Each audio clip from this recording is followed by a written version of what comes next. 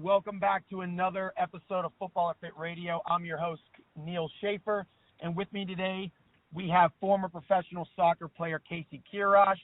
Kasy and I go pretty much way back, played professionally together. We're actually roommates for a bit, and now Kasy is the current founder, creator, owner of Final Third Soccer. Kasy, what's up? Welcome to the show. Neil Steele, for everybody listening. I don't know if you guys call him Neil Steele, but that's his nickname that we had for Neil when we were playing soccer with him, because he was always doing some sort of workout, and we were always just following along his crazy fitness or strength routine, and that's where he got the name Neil Steele. So his name is actually saved on my phone as Neil Steele. No, this is all truth. And, yeah, he said it right, and I'm excited to chat with a former teammate, roommate. Excited to do this, man. Thanks for having me on.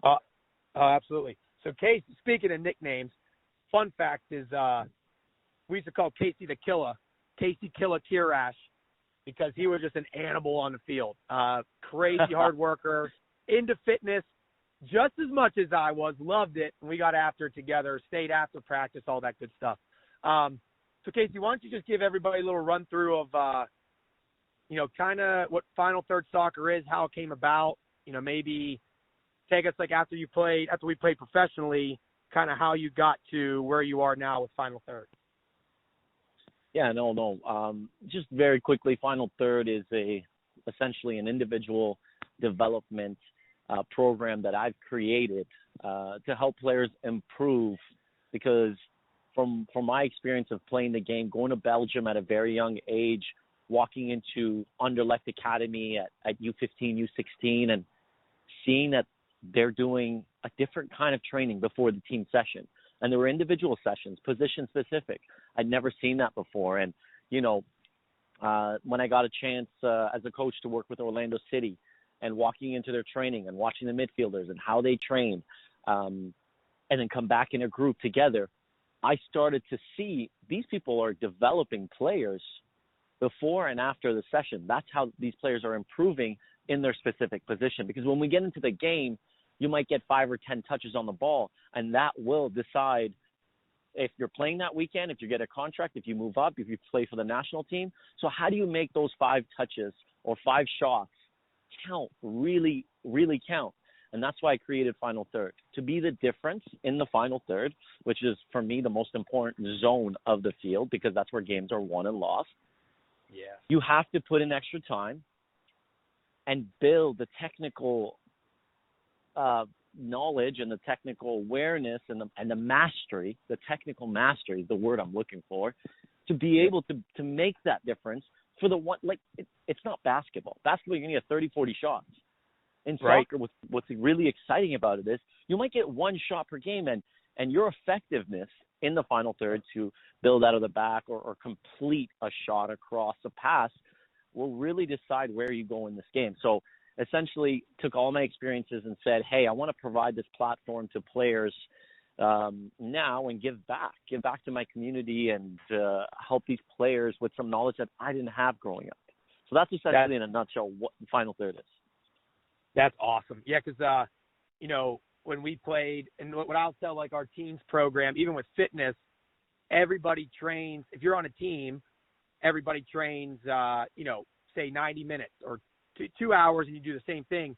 So if you want to make it to the next level, what are you doing extra outside of practice that's going to make you better, right? And you're kind of hitting on that with the ball work. That's awesome. Now, with the fitness side of things, so this is where why I wanted to bring Kasy on today. Again, Kasy, we called him Kasy Killer for a reason. Hard worker, stayed after practice, before practice, was also in the gym all the time as well. Me and him got after it together. So, when we played, when you play professionally and you're trying to get to a level, obviously you got to keep your fitness up. But now, so transitioning from playing professionally to just staying fit, how do you take that into your kind of life, career, and how has your fitness changed, and what are you doing now to stay fit? Yeah, to be honest with you, one of the biggest perks of, playing at the professional level was you have to maintain your body like it's a car from NASCAR. You know what I mean? Like Yeah. it has to be in top 90 condition. minutes. So Yep. I was always in the gym working on it. Yep. As much as I was working on technical and shooting and building these skills, I knew if I couldn't make a run or push somebody off and be strong and be balanced and fit, that I was never going to get the chance that I needed to. So as much as I worked on the technical, I really worked on the physical. And I would say I was in pretty good shape because, I was just, like Neil, not as, crazy as he was in the gym, but I knew the importance of taking care of my body and really making sure I'm at the, optimal level of fitness, of strength, explosiveness. So I was always training that. And it was so easy, and yeah, it came with looking great and feeling great because you weren't doing it to look great, but those were kind of it's a benefit. The perks it's of a it plus. as well. Yeah, absolutely.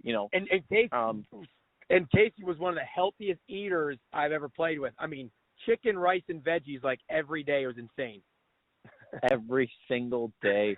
I love the chicken, rice, and veggies. Just put a different broth or a different little sauce, and you're good to go. Like I could eat that every single day. But I figured that out for myself. And one of the biggest challenges for me was when I transitioned into coaching.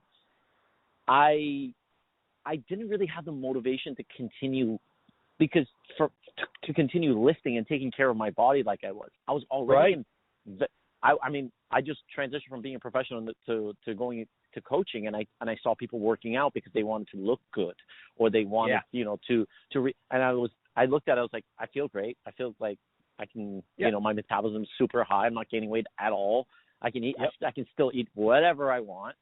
Right. And it kind of caught up to me. There was a period where I put on like 10 to 15 pounds. And I couldn't believe it. I remember somebody saying like, "Oh man, like, a couple of them made comments like your cheeks or this or that," and I was like, "That was jerk." Oh my god!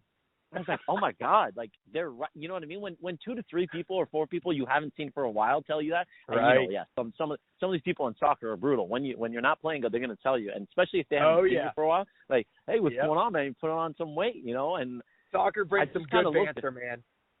Yeah. And I looked at it and I was like, man, I went on a scale. I never go on a scale.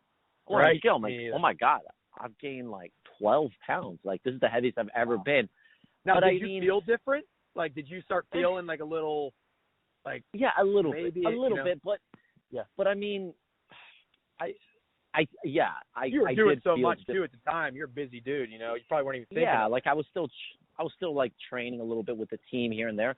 But I really kind of stopped working out and taking care of my body, and throughout the coaching career, you put the players first, and then you go home and you're working on admin stuff, and then you come back nonstop. Players, and through that time, I said, you know what? In order for me to be the best coach I can be, the best partner I can be, I need to hold myself accountable as well. And I got back into the gym. I started eating better. I started taking care of my body, and it didn't just help me physically, but mentally as well. I had more energy, I was sharper, and if you're trying to lead a group of young men into battle every single weekend and you're not walking the walk, you're just talking the talk, I think that's there's only so far you can go and lead young men when you're not walking the walk with them, especially when you're, when you have the ability, you're younger, so I just think that for yourself, for myself, and for my family, and for the people, for the players I was trying to lead at the time, I owed it to them, and it kind of caught up to me, and I turned the ship around, and said, all right, like it's time. I've got to do things a little differently. Dude, that's awesome. Yeah, it's amazing. The one thing we, with FutbolerFit, the one thing that I have continue to try to keep going is what you're saying is like when you play, you are in tip top shape, 90 minutes. You gotta be healthy from February to November. And to maintain now, like for me, okay, I'm not playing professionally it's the same thing. Like, but I still want to feel good, look good, move well, still stay explosive. You know, still, we always say in here, like, stay athletic, like, still be able to jump on something. You know what I mean? Still run fast. So you know, bringing back that fitness, bringing back that working out, does it make you feel better throughout the day? I was just talking, it's funny you just said that, was my cousin, he's in the military, and he messaged me, he said, Neil, he's like, I started waking up at like 5 a.m., 6 a.m. and working out in the morning, and I don't know if it's just me, but I feel better the rest of the day. And I said, dude, I'm the same. Is that something that you agree with? Like, just getting that workout in, get your mind right, get you feeling better, you know, so on and so forth? Yeah, totally. And we've all had it, you know, where you have to wake up super early in the morning. Just waking up in the morning and doing something productive.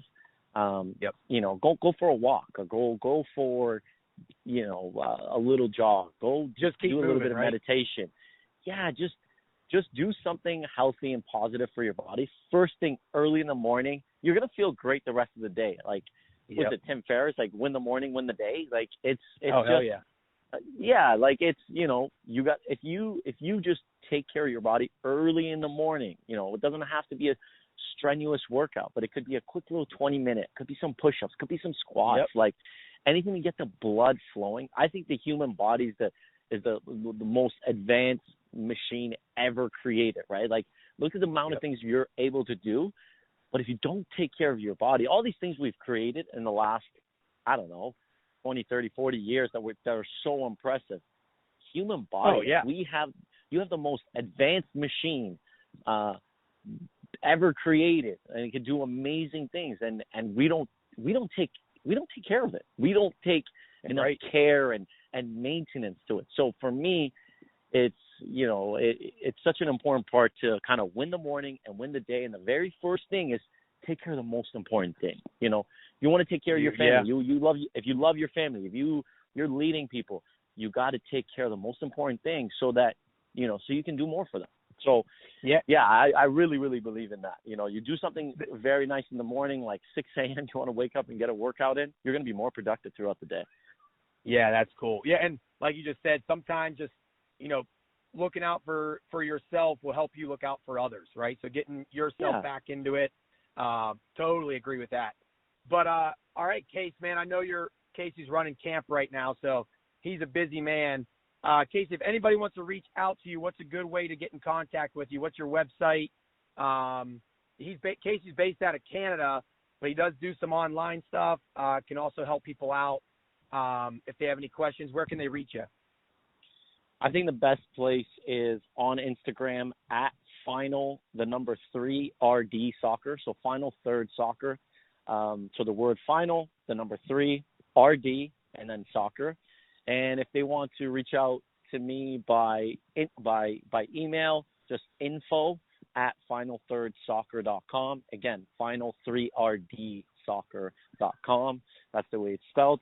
And yeah, we do some online programs. You can hear the kids in the back. I'm overseeing the camp today, but you know, we help people with online programs. We're mainly based in-person training, camps, one-on-one sessions, but we had an online training platform that we launched over COVID, and we have a full classroom. If you ever want access to some training, some tips, reach out to me by Instagram and or email, and we'd love to help you out and see how we can, you know, help you reach some of your goals. Dude, love it. Kasy, always good catching up with you, man. I'm sure I'll talk to you soon. Keep getting after it and have fun with that camp. Neil Steele, one of the best in the business. I don't know where you guys are at, but if you're in the area, listen to me. Listen to me, guys. I just want to tell you, I worked out with this guy. He creates some of the best programs. He doesn't just talk the talk. He literally is a fine-tuned machine. He is still in prime shape. No, listen to me, man. Listen, he's still in prime shape because he is a product of his workout. He doesn't just write this on paper. He is doing these workouts. He's going through it. So if you're looking for a good workout, if you're a soccer player or any sort of athlete, you're trying to get to the next level, hit my guy up, Neil Steele. He's going to take care of you. Dude, I appreciate it, Killa. You the man. You the man. Hey, hey, all right, I'll talk to you. Right. And hey, we'll give Nuno a call one of these days too. 100%. We got to give Nuno. Shout out to Nuno if he's listening to this. Shout out to Nuno. Love you, Nuno. Nuno now. Love you. Love you. All right, dude. All right, take care, brother. Good catching up with you, man. See ya. All right, you too.